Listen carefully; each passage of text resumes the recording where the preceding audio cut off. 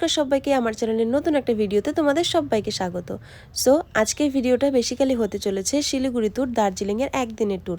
তো তোমরা যদি একদিনে শিলিগুড়ি থেকে দার্জিলিং ঘুরতে চাও আর একদমই খুবই কম বাজেটে, তাহলে ঠিক কোন কোন জায়গা তোমরা ঘুরতে পারবে, তোমাদের কোন গাড়িতে করে গেলে সুবিধা হয়, কোথায় স্টে করবে, কোথায় খাওয়া দাওয়া করবে, কোন গাড়ি নিলে সুবিধা হয়, আমি সেই সব কিছু ডিটেলস ব্লগ এই ভিডিওতে আপডেট করব।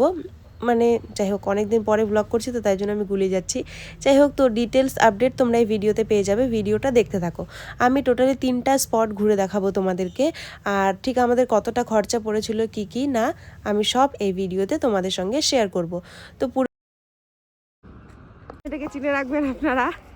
মেয়েটা আয়না যেখানেই দেখবে সেখানেই ছবি তুলবে, রাস্তায় আয়না হোক, বাড়ির আয়না হোক, কারো চশমার আয়না হোক, যেটাই হোক না কেন।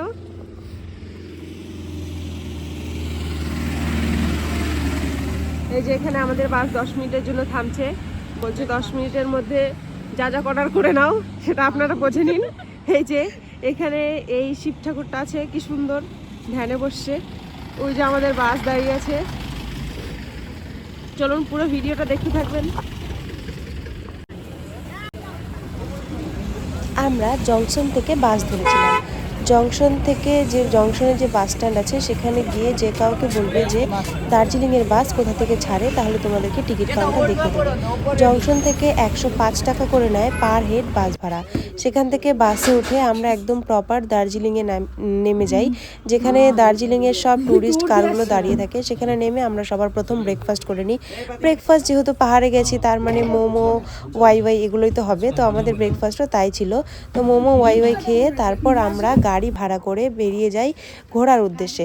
আর আমরা গিয়েছিলাম 3টা স্পট, আর তখন আমাদের এক একজনের পার হেড ভাড়া নিয়েছিল 300 টাকা করে। মানে তোমরা ওখানে গাড়ি বুক করতে পারবে, তোমাদের পার হেড ভাড়া নিবে 300 টাকা করে। তো এটা হচ্ছে দার্জিলিংয়ের ফার্স্ট স্পট যেখানে আমরা গিয়েছিলাম। এটা হচ্ছে এটা হচ্ছে জাপানিজ টেম্পল। এই জায়গায় চারিপাশের ওয়েদারটা ভীষণই সুন্দর ছিল, আর এখান থেকে একদম কাঞ্চনজঙ্ঘা স্পষ্ট দেখা যাচ্ছিল। ভিডিওতে আমি তোমাদেরকে দেখাবো, জুম করে দাঁড়াও, দেখতে থাকো। আর চারিদিকের পরিবেশটা এতটাই সুন্দর, মানে কি বলবো, আর শীত কিন্তু দারুণ ছিল।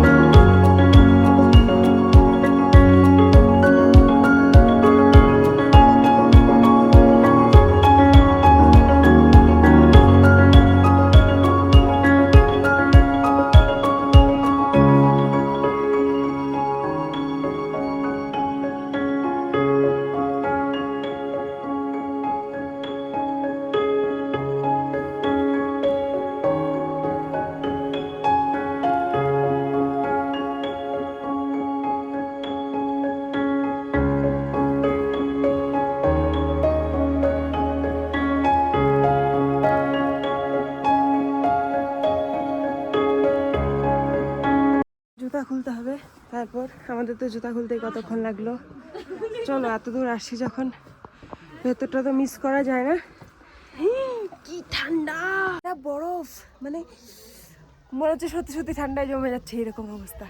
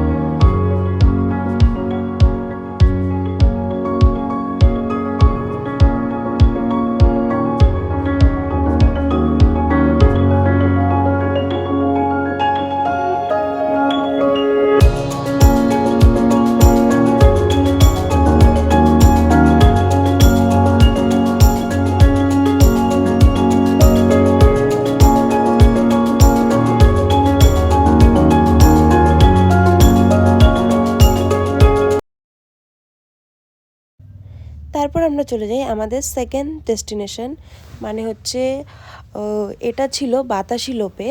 তো এটা হচ্ছে বেসিক্যালি বলে যে এই রক আইল্যান্ড বা ট্রি আইল্যান্ড, কিন্তু আমরা গিয়ে তো একদমই কোনো ট্রি গাছপালা কিছু দেখতে পাইনি। মানে সব ছিল কিন্তু গাছপালাগুলো একদম শুকিয়ে গেছিলো। যদি পুরো ভরা ভরা থাকতো তাহলে হয়তো বেশি ভালো লাগতো।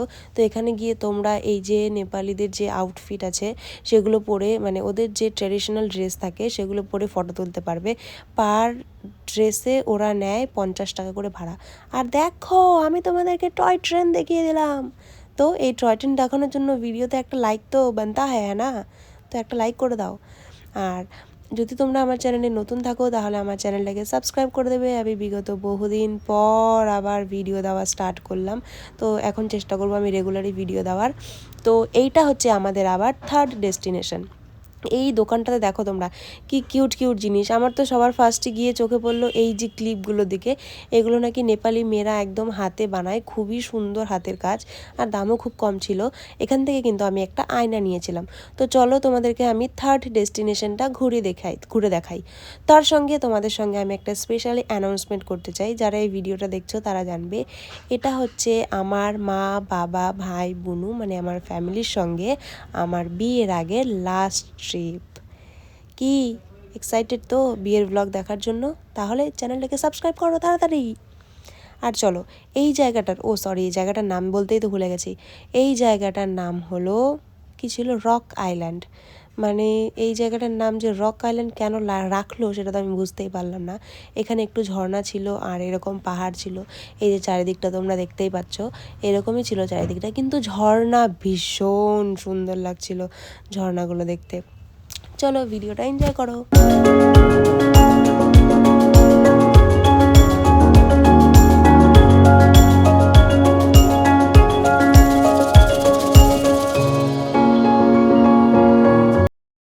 আরও একবার তোমাদের সঙ্গে ডিটেলস শেয়ার করে দিই। আমাদের জংশন থেকে ভাড়া নিয়েছিল এক একজনের 105 টাকা করে। ওখানে গিয়ে আমরা 3টা স্পট ঘুরে দেখেছিলাম, সেজন্য আমাদের নিয়েছিল এক একজনের মানে পার হেড 300 টাকা করে। আর রাত্রে মানে সন্ধ্যা 4টার সময় আমরা আবার বাড়ি ফিরে আসি, মানে দার্জিলিং থেকে জংশনে চলে আসি, তখন আমাদের পার হেড ভাড়া নিয়েছিল শেয়ার গাড়িতে করে এক একজনের 250 টাকা করে। সো আমার ভিডিওটা কেমন লাগলো অবশ্যই কমেন্ট করে জানাবে। আর যদি নতুন হয়ে থাকো চ্যানেলটাকে সাবস্ক্রাইব করে থাকো। আর খুব তাড়াতাড়ি শীঘ্রই আমার বিয়ের ব্লগ আসছে, যদি দেখতে চাও তাহলে চ্যানেলটাকে সাবস্ক্রাইব করো। কি সাবস্ক্রাইব করবে তো? এক্ষুনি সাবস্ক্রাইব করো চ্যানেলটাকে। টাটা।